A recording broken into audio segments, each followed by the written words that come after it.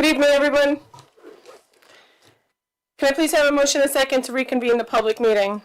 Motion. Second. All in favor? Aye. Aye. Can we please stand for the Pledge of Allegiance, followed by a moment of silence for our servicemen and women? I pledge allegiance to the flag of the United States of America and to the republic for which it stands, one nation, under God, indivisible, with liberty and justice for all.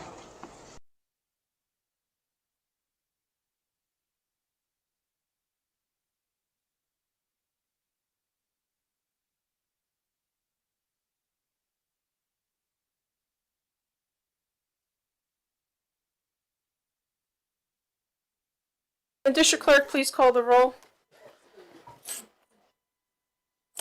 Marisol Mallon, President.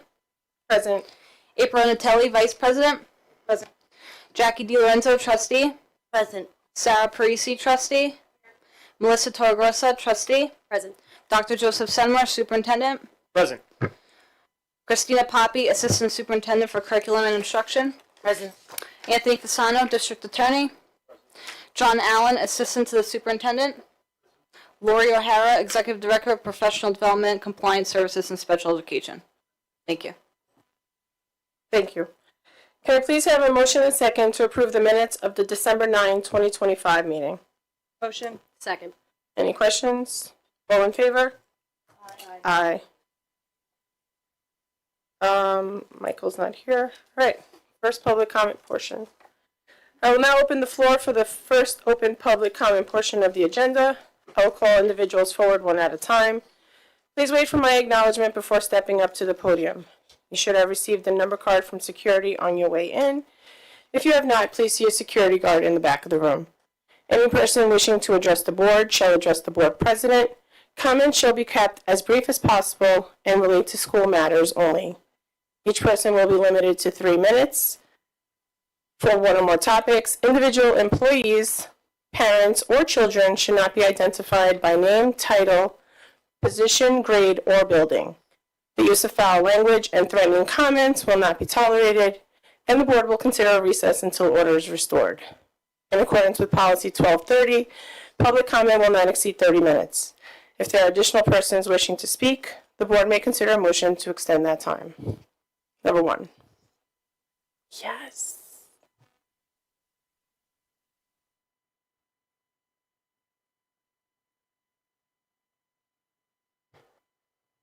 You guys all know why everybody's here, right? Because you guys are making a huge mistake. My name is Jacqueline Napolitano-Ferno, for those who don't know who I am. I'm a former board trustee. I'm an alumni of this school district, embarrassed tonight for this. I'm a parent of children in this district. I'm here to strongly support the woman who shall not be named. The woman who is being totally treated unfairly by you guys. Disgusting. The core issue, this board's actions show clear hypocrisy. Favored administrators were granted tenure in the past for far less, with way worse. Those same administrators walked out on a building. Their actions caused chaos and safety concerns, yet they were rewarded.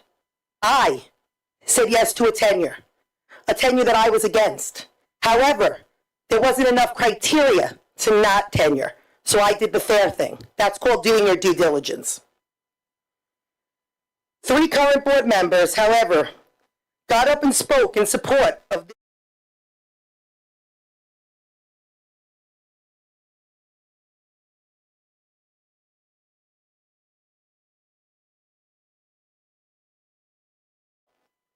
stellar record. So now the precedent is set that if this Board of Ed doesn't like you personally, your tenure is denied. What message is that sending to this entire district? To our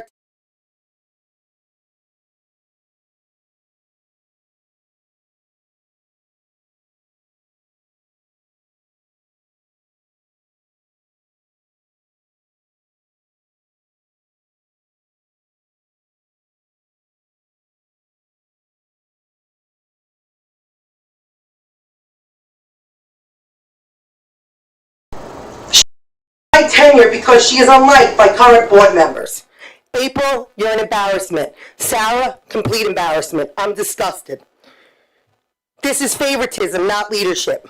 She is being denied tenure because certain people have asked for certain favors. First-hand knowledge. I served on this board. I personally reviewed her personnel file. Her record was consistently exemplary. Documented excellence cannot be ignored. Bias is a big concern in this district. There is a known conflict between unnamed employees and administrators.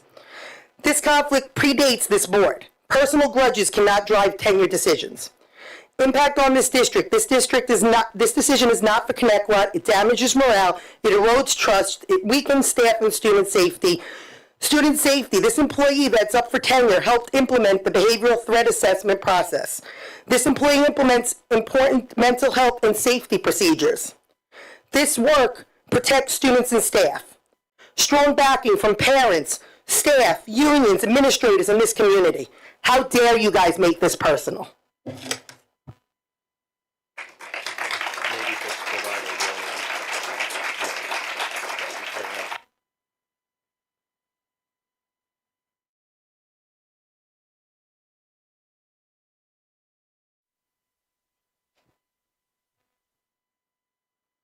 Number 2.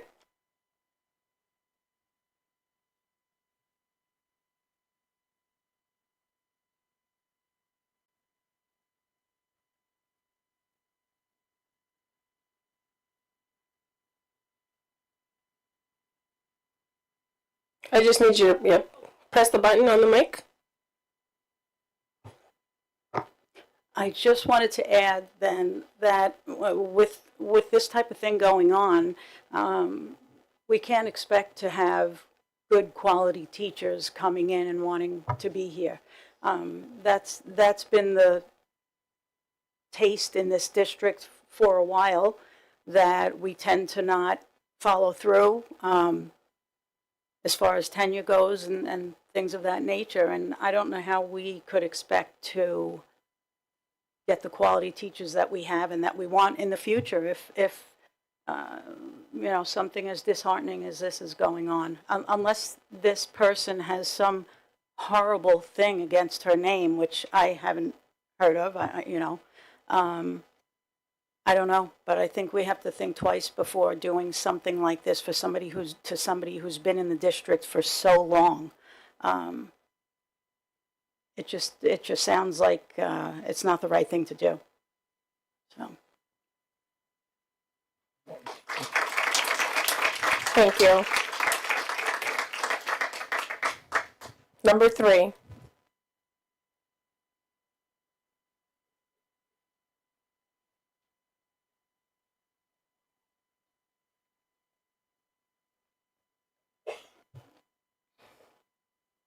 So there's a button? It's red, it's on, so you're good. Okay.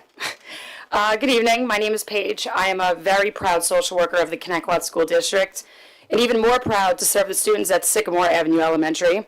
Every day, I teach students lessons about being good humans, about honesty, courage, and standing up for what is right, even at times when it may be uncomfortable. Many of those lessons focus on being an upstander, speaking up for those that need support, and making sure our actions match our words. I was advised that it may not be the best decision to speak tonight, but I would be the biggest hypocrite to all of my students at Sycamore if I sat and did nothing. I always tell them to never be afraid to speak on their values that they believe in, and I take my role very seriously and operate with integrity with everything that I do. My students need to know that I practice what I preach, so for them and for the person who shall not be named, I am here and I am all in. I want to acknowledge all of you that are sitting in front of me tonight. I know many of you, and I truly believe you are thoughtful, dedicated, and hardworking people who care deeply about this district.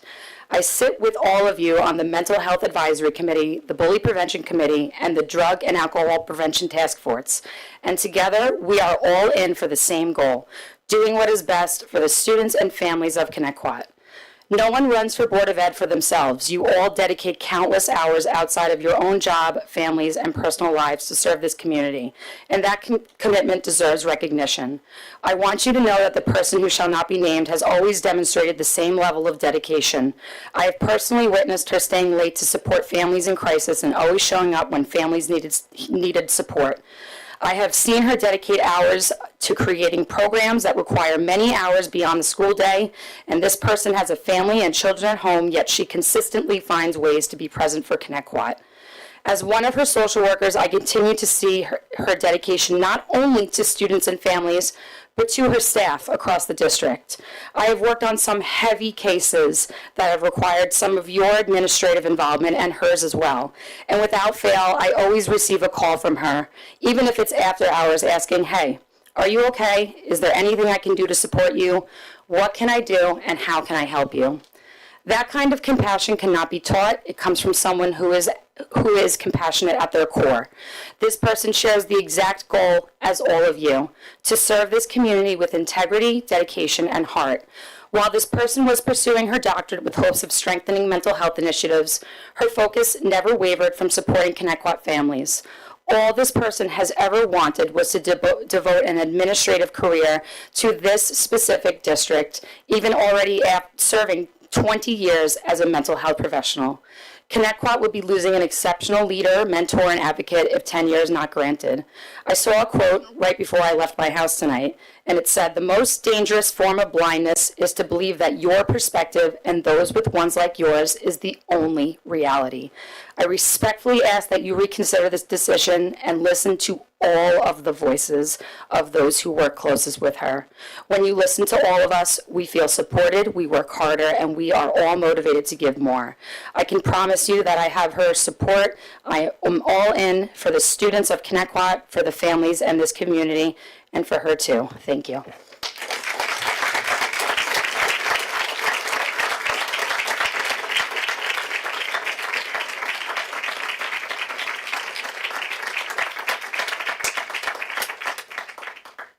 Thank you. Number 4. Hi, my name is Valerie Walters, and I'm a teacher at Duffield Elementary. I worked with this professional when she was a social worker there. She was a valued member of the faculty. She was always available for a child or staff member who needed assistance. She's one of the kindest and conscientious people that I know. She worked hard to receive her doctorate, and then she was hired and welcomed as an administrator.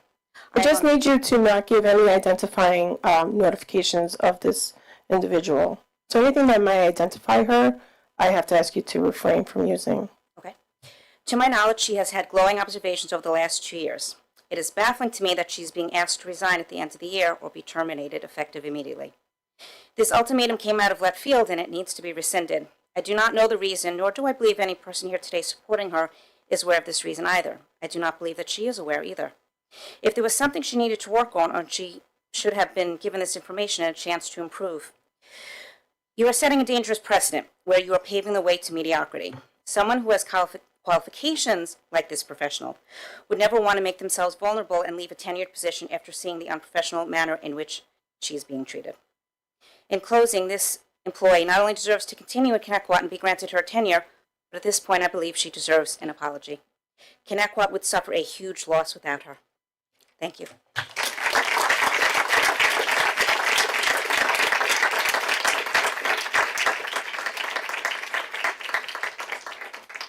Thank you. Number 5.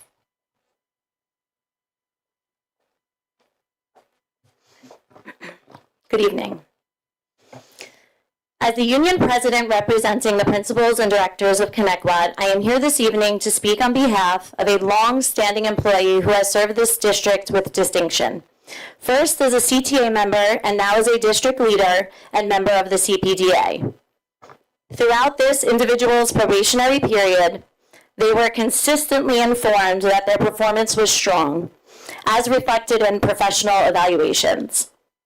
They were repeatedly praised for their initiative, hard work, and dedication to students.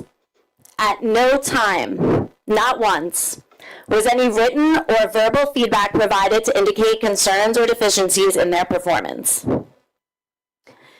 In my role as union president, I heard firsthand the praise and recognition of this administrator's accomplishments from two central office administrators, both of whom stated unequivocally that this member had earned and deserved tenure.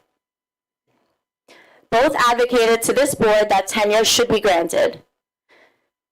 Yet both also expressed that they believed the board did not share their professional opinion and that their recommendation would ultimately not be supported. Absent any documented performance concerns from their supervisors, the board's decision not to honor the recommendation of its own administration calls into question the true motivation behind the decision. The members of the CPDA are honored to work for this Board of Education and take great pride in serving this district and our students. However, as committed professionals, we have the right to expect that the board will respect the professional judgment of administration when it comes to educational decisions impacting our district. Productive collaboration between the board and district administration is essential to the success of our students and the district as a whole. The teachers, administrators, and most importantly, the students deserve decisions grounded in educational values, not personality conflicts, political motivations, or any other considerations that may deviate from the professional recommendations advanced to this board. When the board ignores the recommendations of its own administration, it creates the appearance of arbitrary and capricious decision-making that undermines trust and fails to serve this community. I urge this board to reconsider its position. Support the recommendation of your superintendent and your administration. Do what is right for this administrator who has earned tenure through dedication and exemplary service. Do what is right for our students, who deserve leadership decisions based on professional merit. And do what is right for the district by honoring the collaborative partnership that makes great school systems thrive. Do what is right. Thank you.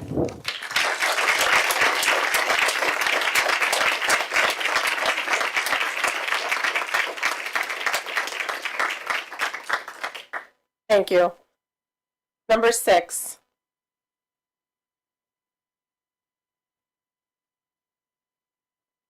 Seven? Oh. I want to thank everybody for coming. And to those that spoke, to those that think that we don't listen, we do listen. So thank you for taking the time and for coming. We now have a presentation from Mr. House. Nope.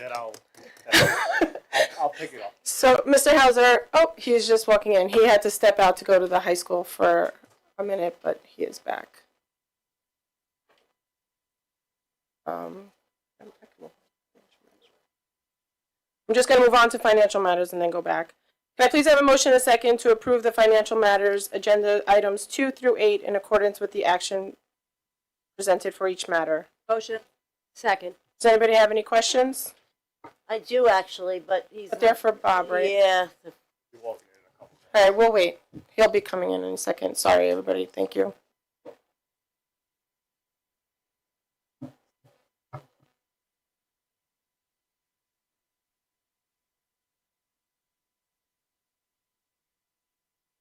Can I call for a motion and a second to approve the instructional and non-instructional items as presented? Motion. Second. Does anybody have any questions on those? All in favor? Aye. Aye. Can I call for a motion and a second to approve items 2 through 18 on the consent agenda? Motion. Second. Does anybody have any questions on those? I do. Okay, my question is actually on the budget transfers. We're gonna come, Do you on want- I the don't know if I consent should wait for agenda? Bob, He's walking in right now. I should wait. On the oh, consent agenda, Jack? Yeah, it's on there. Number 2? Oh, I don't know if I should. Number 2. Well, I'll ask if maybe if Dr. C has an answer. I want just an explanation as to the types of purchases. It looks like there's $36,501.06 to transfer funds from band interest to athletic supplies needed for mascot related purchases. I thought we were saving money by doing away with the Thunderbird, and now I see $36,000 was needed to be transferred. So I'd like to know what that's about. Good evening. My apologies. I know you just walked in. Yes, so that's a transfer from the what's called the bond anticipation note interest, where we had excess funds, over to athletic supplies, mainly for supply-related items for the mascot. Like, as in to make everything T-Bird now, as opposed to Thunderbird, or what? I believe so. Yeah, I would have to get more specific So details. just Yeah, just it is so I mascot related. can be clear, if we left it Thunderbird, we wouldn't. No? These are not. The expenditures and or the transfer is not related to plant facilities. I think this transfer is an athletic one. That's correct. So I don't think it's about T-Bird to Thunderbird. It's that you need upgraded items within the athletic department. I think they're replacing uniforms that say Thunderbird to say T-Bird. Correct. $36,000 on that? Okay, I just want everybody to realize. Any other questions on the consent agenda? I would like that pulled because I would like to have a separate vote on that. Okay. Can I have a motion to approve items 3 to 18 on the consent agenda? Motion. Second. All in favor? Aye. Aye. Aye. Can I have a motion and a second to approve item number 2, budget transfers on the consent agenda? Motion. Second. I'll do a roll call vote. Ms. Parisi? Ms. DiLorenzo? Absolutely not, based on that alone. Okay. Ms. Torregrosso? Yes. Ms. Iannatelli? Yes. Okay, going back to the presentation, Mr. Hauser, are you ready, or shall I give you a little? Oh, I'm excited. I'm All ready. right, let's do it. I've been looking forward to this. So we have the presentation on the fiscal climate budget.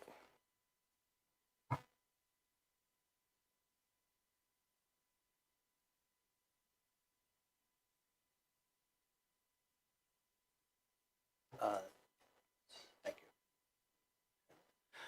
Okay, so this is really the kickoff of the first presentation for the 2026-27 school year budget. Just to remind everyone, the school year operates on a July 1st to June 30th fiscal year, not a calendar year. So the first item I want to introduce is the actual budget calendar, so everyone can see roughly for the next 4 months how the budget process will work. And then we're going to talk about 4 other specific items that relate to the budget. Thanks.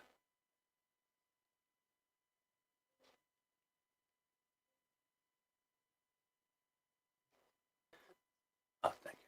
Okay. All right. So here's the general outline for the calendar. Last week, we actually started. I'm sorry. This week, we started the budget guidelines development, which will be approved, reviewed, and approved at the next board meeting. This week, we started meeting with the individual school buildings, and then we'll carry on to the actual departments to review their budgets. Tonight, the 13th, like I said, is the actual fiscal climate budget presentation. And then I don't know if we necessarily need to go down each line, but you can see by date what's actually going to bring us to May 19th at the very bottom, which is the actual budget vote along with the school board election.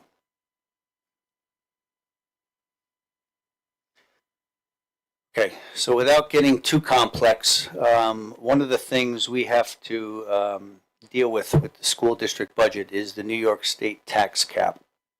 So we are, I'll say 15 years plus into the actual cap that we've had to deal with each year. One of the items that we're waiting for is what's called the tax base growth factor. So each school district throughout New York State is assigned a tax-based growth factor, mainly based on the assessed values throughout the district. As you can see, some of the districts in Suffolk County have already been given their number. However, at the very bottom of the screen is the Connecticut School District, and our number is not yet available. So we're waiting for that from the New York State Department of Taxation and Finance, along with the Real Property Services. So hopefully we'll get that number shortly. That number is one of the two numbers that we mainly use to help us calculate our maximum tax cap. The other number is the allowable growth levy, which is really pegged to the consumer price index, and that's another number that has not been released. So this is from the New York State Comptroller's Office, and for the most part, it just compares the rate of inflation versus what the actual allowable levy growth factor is. And that's the number I just mentioned. That's the consumer price index. So as you can see, mainly towards the right part of the screen, when you look at 2025, that second column to the left there, if you look up at the top, I'm just using this as an example. You can see that on average, the annual inflation rate was 3.3%. So that's, reflective of the average pool of goods, how much they've gone up. But the allowable levy growth factor is only 1.02. That's really their way of saying 2%. So prices are actually going up higher. Operating costs for a school district are actually going up higher than what we're allowed to actually increase the levy. And then if you carry that number down that column, for the most part, it's consistent throughout. The CPI, the inflation factor is higher than what the allowable factor is. Dr. Senor? Yeah, so for years and years, the term, it's a 2% tax levy. It gave its nickname, the 2% cap, the 2% tax cap, where it's all formula based for each school district. So it's possible for a school district, any school district in New York State, after all the calculations are done, to have a tax levy that is below 2% or even above 2%. But it gets its nickname, the 2% tax levy, from this component right here. Thank you. And that's a good point. Just to keep in mind that it's not necessarily 2% when the final numbers come out. All right, moving on to the following screen here. This is actually a year-old information. So this was go back a year ago. This was our initial we'll call it the state aid. They call it the school aid. But this is our initial state aid estimate that we received about a year ago. So once again, we're still waiting for the two component numbers of the tax cap to be released, and we're also still waiting for the governor to release their proposed budget, which is really due to us by January 31st. So hopefully in the next 2 weeks we will get that information. But this line here, this slide shows you all of the different components of the state aid that we might be entitled to. I'll just use as an example, up at the top is foundation aid, and you can see how big of a number that is. It's more than half of our total state aid. So when you hear foundation aid, that's a key component. And as Dr. Senimore was alluding to before, a lot of these are formula-driven figures. So, the second line there, charter school transition aid. Fortunately, as of now, the Connecticut School District doesn't have any charter schools in our district, so we don't have that particular item to deal with, and so we don't get any aid on that. But these are all the different line items that make up state aid. And there are other components of state aid that are reimbursement based, where the district has to spend X amount of money and then will subsequently get reimbursable aid, right? The key aid is what Mr. Hauser spoke about in terms of the foundation aid, and that's based on a complicated formula at the state level. So each year, that's a key point of advocacy for school boards, for superintendents, in hopes that the governor will recommend and of course the legislature will approve, a fair and sustainable, foundation aid increase for school districts, especially Connecticut. Okay, and the final slide here is just if any of the members of the Board of Education have any questions about the upcoming school budget, about the process, about the timeline, or any specific information that you might be interested in.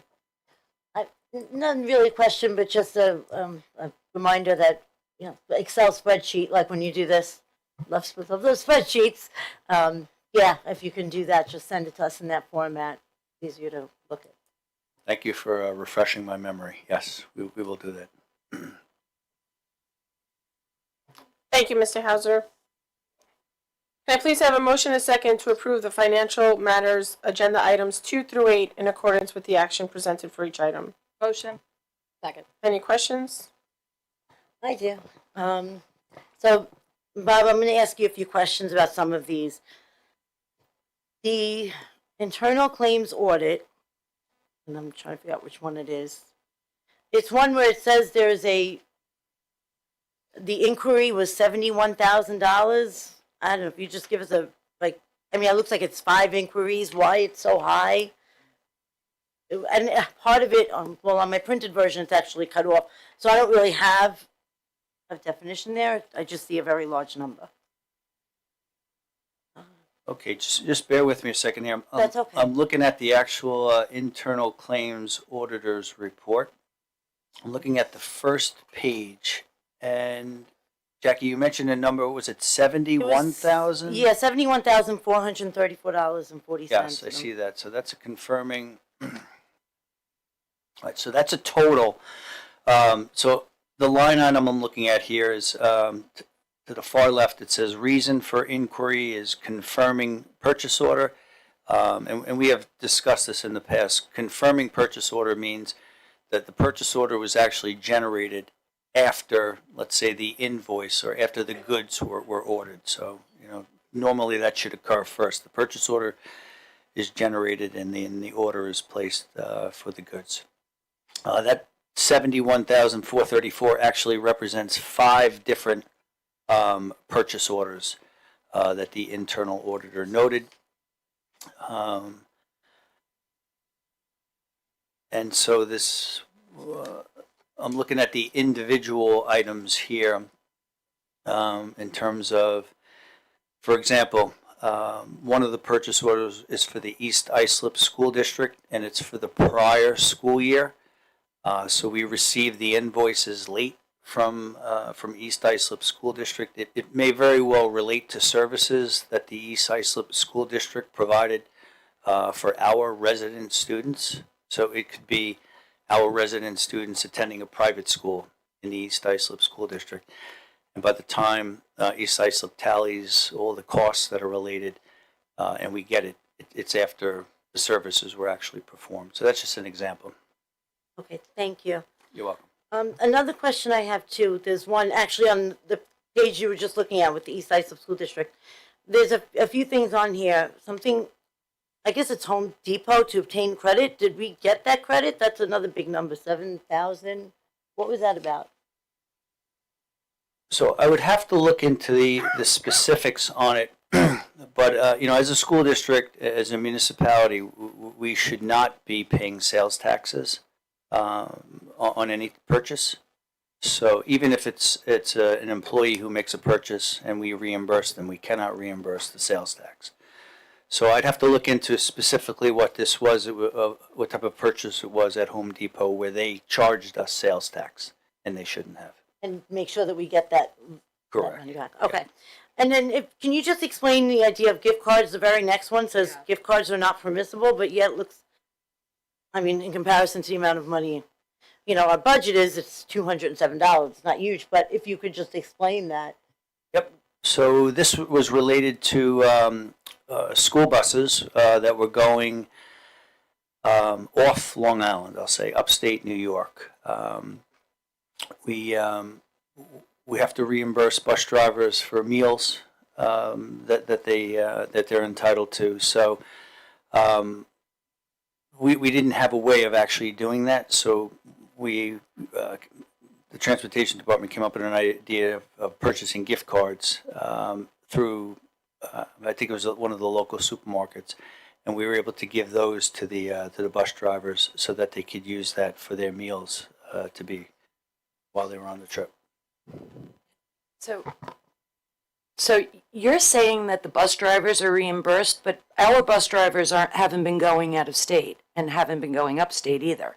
So who exactly are we reimbursing their food for? Are we talking we're reimbursing Suffolk Transportation? No, we were reimbursing our own employees, our own school bus drivers. I believe this was a trip to Albany. We're upstate in that capital region. Okay, because It was probably a sporting event that took place upstate, because I know. Okay. Yep. I mean, if we're not supposed to do gift card purchases, you know. We have stopped that. We're not doing that. Okay. Yeah. I'm sorry, I have one more question on another report. The appropriation status detail report. If I can get the right one here. The right page. All right, this one looks like it is it the general fund? A is the general fund? No, I'm sorry. There's 4 links here. Yeah. Page 25. Down to it.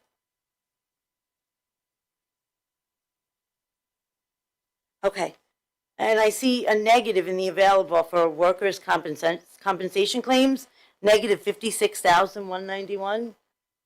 And we've encumbered over $1 million, so there's still like $1 million that has to go out. We not have it? Like, I'm trying to figure out why there's a negative there. Yeah, so a few things to keep in mind with workers' comp. We are self-insured, okay? So we don't have necessarily a policy. I believe it's up to $600,000. So the first $600,000 of any workers' comp claim, we actually pay that dollar for dollar. So this particular line item where you're seeing that negative 56,191 that's in the available column, these represent claims that we have paid or are encumbered. We expect them to be paid. So we'll probably be seeing a transfer, like a budget transfer, coming over to cover that particular code. This is something that was, I mean, of course, if the budget line doesn't have the money in it, but in the past, like, is it because this year there's more that we didn't expect? Or like, has our budget line have we been able to remain within budget for this particular line item? That it seems to be, we're only halfway through the school year and we're already the negative there, have to transfer. But what we typically do is, you see there's $1.4 million that was budgeted. There's the budget line, the adjusted budget line. We actually create the purchase order in that amount, the $1.4 million. So we may not necessarily use it all when the school year ends. So we've only incurred $402,000 through November. So it doesn't necessarily mean that we're short. It just means that between the purchase order that was created and the amount of money that we've actually expended, it's causing a negative in that account. So I doubt we'll even come close to that $1.4 million based on past history and current claims.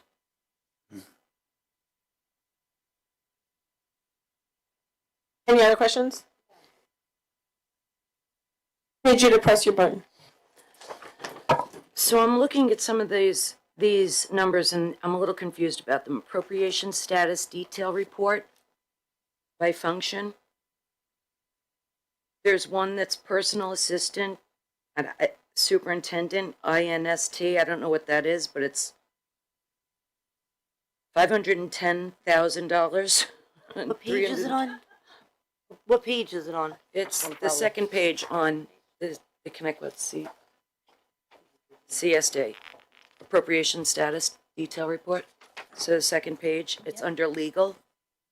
Oh, yes. Right, yeah. Someone explain that to me? Are you looking at that line I that am. says personnel assistant soup Yep. INST? Yeah. Yep. So that would be the,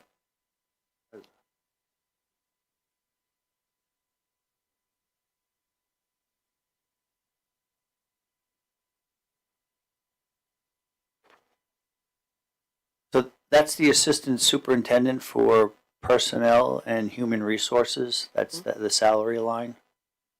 That particular person. He falls under legal? Like, I'm just. Sorry, legal would be it's a little deceiving how you read the headings versus what the titles, the subtitles are. So when you see the word legal in bold, it's actually the 4 items above it. It is, it's the bold is actually like a summary of what's above it. So legal is the legal arbitration negotiations, Right, so, retainer. So, right, so it's Yes. expensed 88, this doesn't even make sense. So if we're talking about a salary line, then that would be $215,961, but then there's expensed $88,913. What does that mean? That's how much we have paid that particular employee from July 1 through November 30th. So it's a breakdown of the original number, which would Correct. be Yep. what was budgeted, which would be 215,000. Correct. Okay.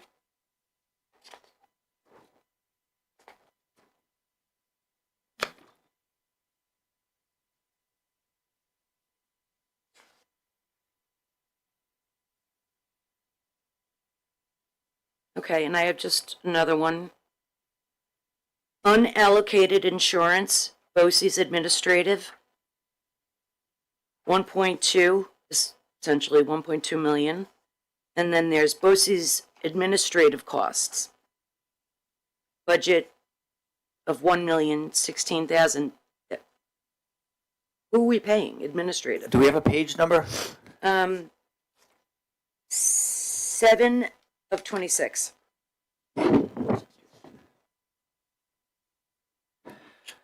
So every district that belongs to BOCES, and Connecticut has belonged to BOCES many years before I came here, we are assessed an administrative fee, as well as BOCES assesses the district a rental fee for all the properties. So all the component districts that belong to BOCES are assessed an administrative fee as well as a component rental fee. And that's for all the services that the district utilizes at BOCES. That's not, let me clarify, that's not for the services that the school district uses. That's just the administrative component of those services. So it doesn't include the rental, let's say, of Prem. Correct. The rental income that we get from Prem, that wouldn't be an appropriation. That would be a revenue status. Yep. So we're allocating $1 million plus for BOCES administrative costs? Correct. Okay.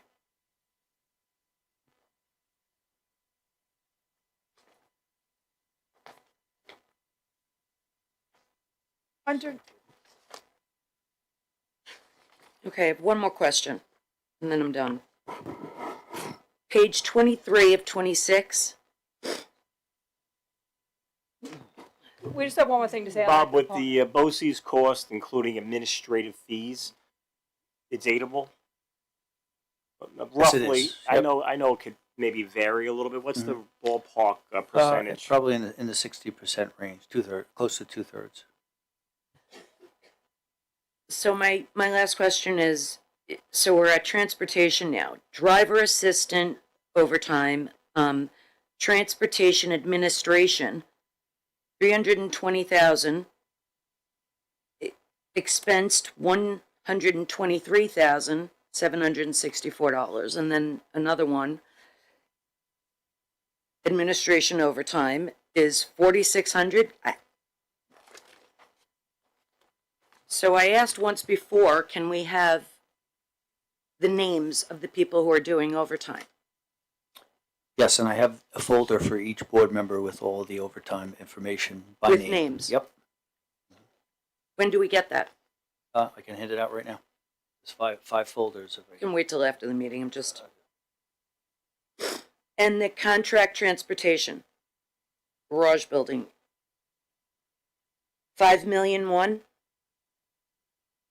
That's budgeted? Yes, I follow you on that line. Yep. That's the amount was budgeted for this year, but not expended, but budgeted. Budgeted to go out to? We use two contracted transportation companies, Montauk Bus and Suffolk Transportation. Okay, so that's 5, but I see a number underneath this on contracted transportation, Medicaid. What is that, 14 million? 129,000? That's the total of the codes above it. Okay, It's the district transportation Medicaid code 5510, that 8,897,000, and then the 5,102,465 below it. okay. All right.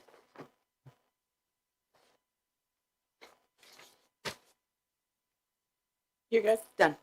Any other questions? All in favor? Aye. Aye. Okay. Superintendent update, Dr. Centimore. Thank you. I hope everyone had a very nice holiday season and you're off to a great start, a healthy start with 2026. Certainly had a lot of great activities leading up to the holidays, the holiday break, and I thank all the staff and our kids and our parents and our parental organizations, the PTA, SEPTA, for all their support. Before I get a little bit more into some of the other happenings with the district, I just want to talk about the high school senior trip. So several hours ago, on their way back from the senior trip, we had two buses get into a minor accident with one another. No injuries at the time were reported. We did meet the buses as they returned to the high school. We did have nurses review with the students on those two buses. We did end up having a number of students with their parents, families, guardians, go get checked out for precautionary purposes. And we're certainly doing our due diligence to follow up with the contracted coachman bus on their procedures and protocol. I did put out a communication to the 12th grade families, parents as well, and certainly if any other communication has come in from any families, we'll be available to address those questions. So prior to that, my understanding is they had a nice time on the trip. In terms of right now, we've hit the ground running this school year. High school had a really great informative curriculum fair for current 8th graders in the two middle schools that are coming in as rising 9th graders for next year. A lot of great pertinent information provided by the high school, including Ms. Yanicola with guidance about high school graduation requirements, academic offerings, scheduling, support services, and all the great extracurricular opportunities. This week, in a couple of days, I believe it's Thursday night, we have opening night for our RMS musical of Frozen Junior. One of the hallmarks of our school district is our outstanding music and arts and performances, and the musicals are fabulous. So this will kick off the musical performance season with RMS Frozen Junior starting this Thursday. In a couple next week, we will have our community feedback meeting on the survey that went out. That's on the 20th. The week of the 20th, the high school has their midterms and regents examinations. The high school will also be having a local scholarship meeting near the end of the month. And they'll also have a meeting that will be held at RMS on NCAA information, which I know is great for a lot of our families that have students that are interested in pursuing playing at the collegiate level with athletics. The end of the month, we have a jazz benefit concert at the high school. And then once we get into early February, it's OB&S's turn for their musical performance of Shrek Jr. We have a great Model UN conference at the high school in early February. Stay tuned to News 12. As soon they'll be announcing a Connecticut High School Scholar Athlete. We're very proud. So stay tuned. And as always, we thank all of our PTA and Scepter and Walbur especially was at all of the concerts for all that they do. Civics, Rotary, all of our athletic boosters. For their support for all of our programs, our students, staff, and community. And oh yes, by the way, right before the February break, we have Random Acts of Kindness Week that'll culminate with P.S. I Love You Day.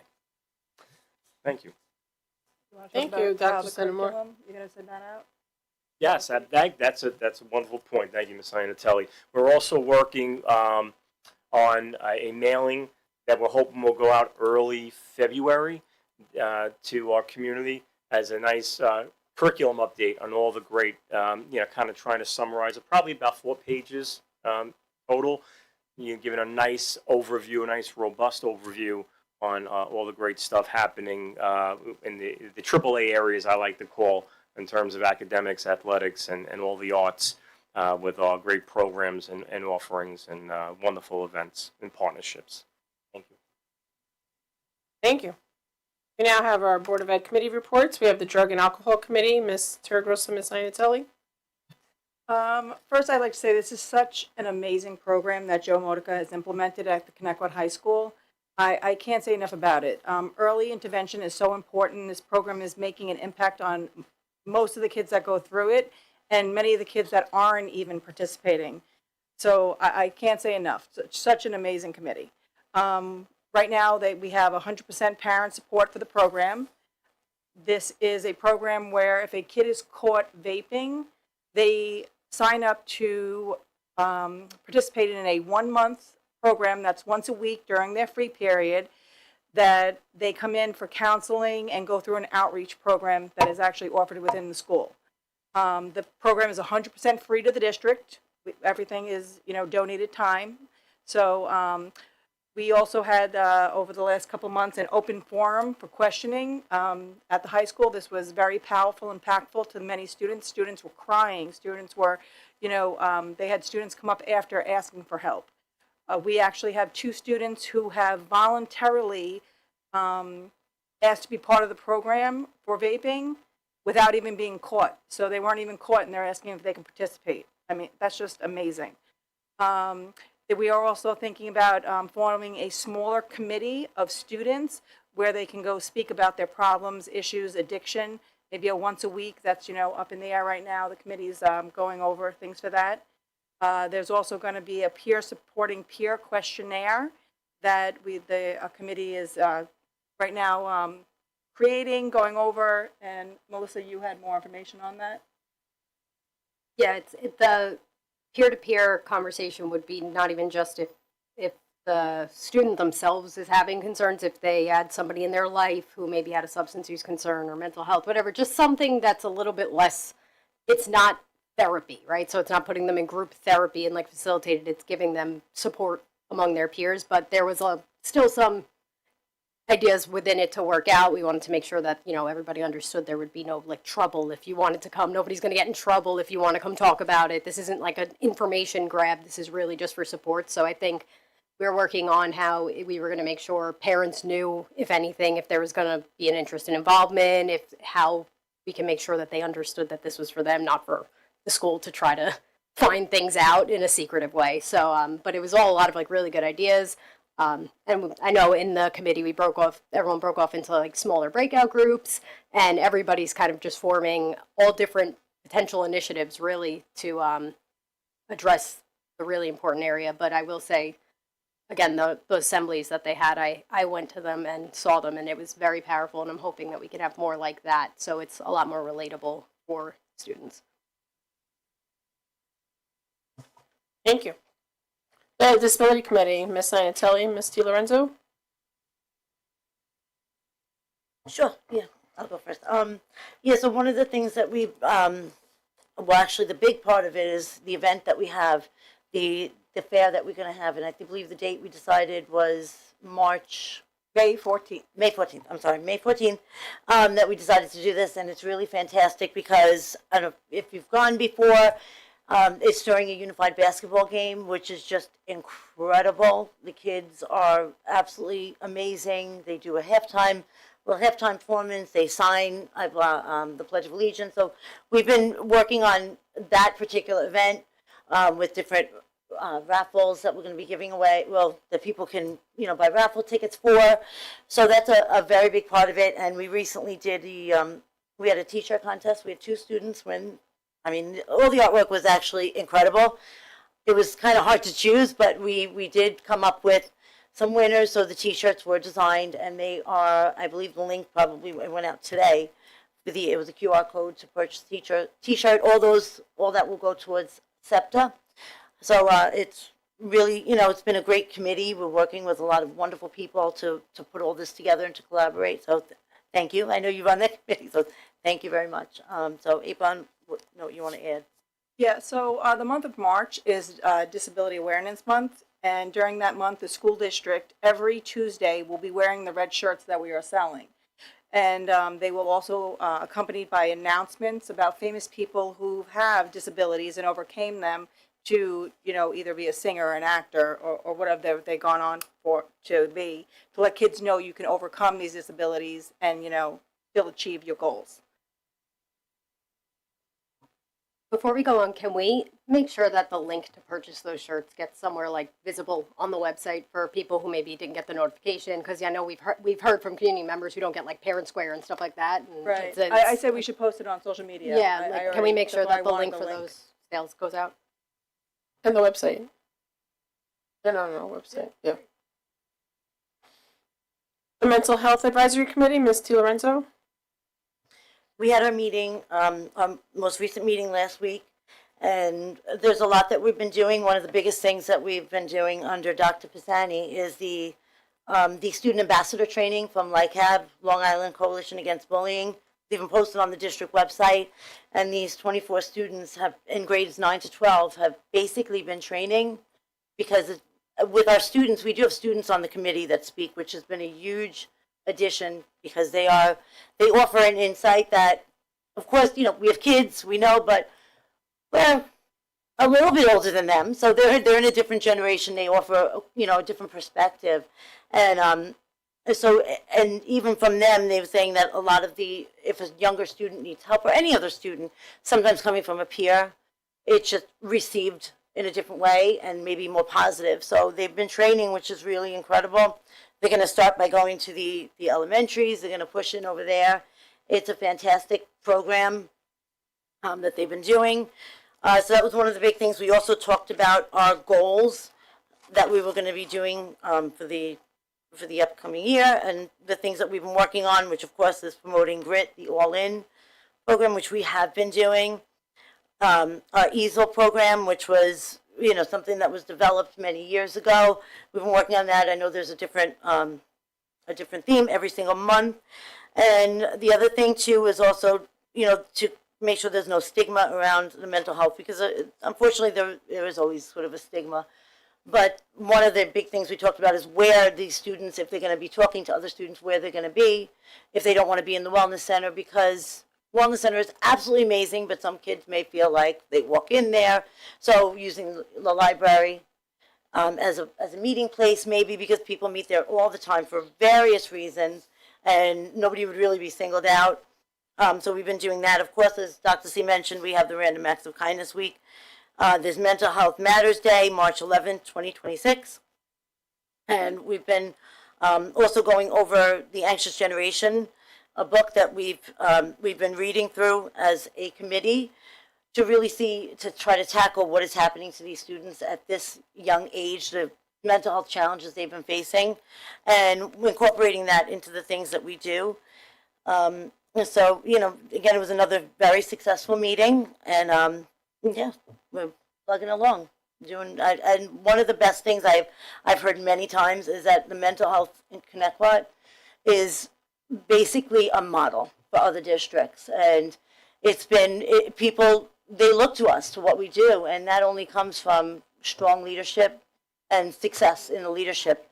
So again, great job to the committee. I'm very proud to be once again part of this council. I've been on it for many years, and you know, it's a great council to be on, and it umbrellas over the other ones that we talked about that are very successful. The drug and alcohol one, and the bullying prevention, which we have tomorrow. We have that meeting tomorrow. So again, you know, it's been basically used as a model for other districts to look at because we do so much here. So thank you. Thank you.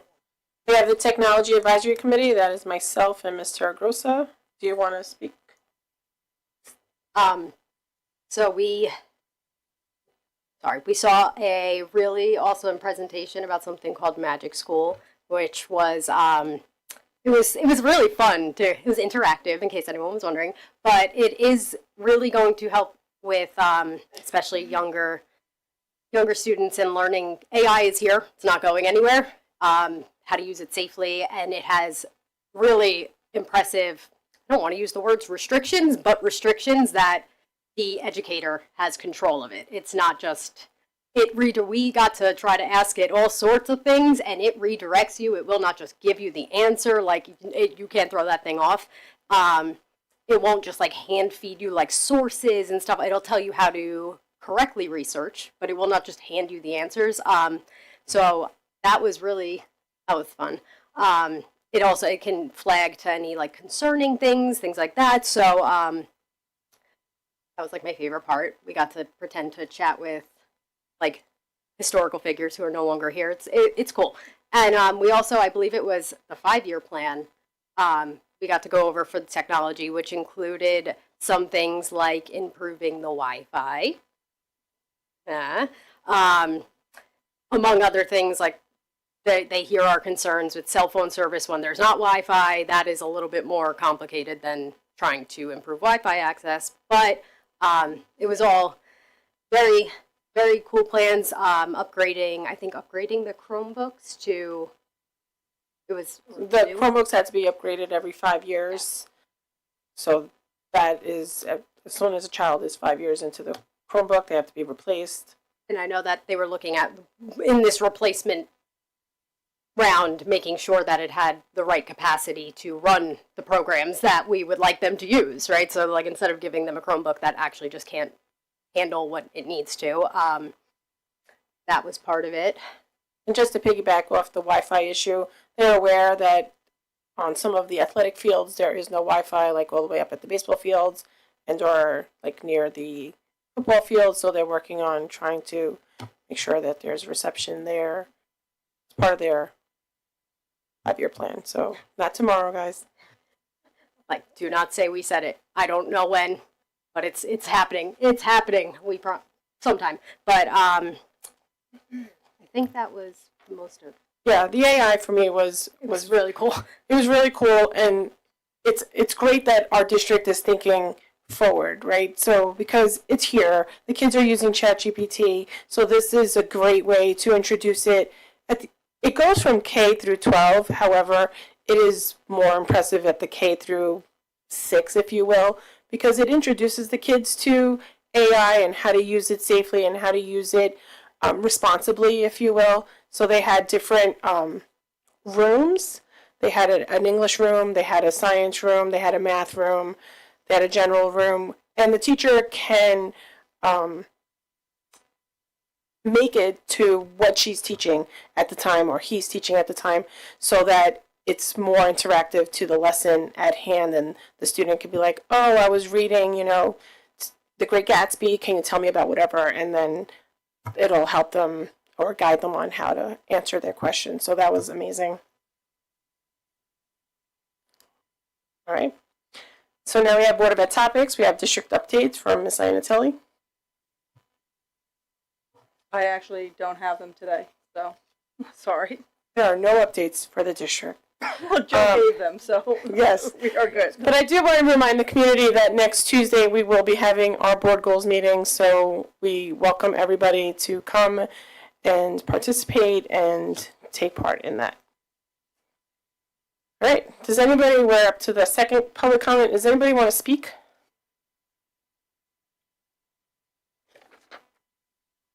Can I have a motion and a second to adjourn? Motion. Second. All in favor? Aye. I want to thank you all again for coming out and supporting your colleague. Have a good night, everyone.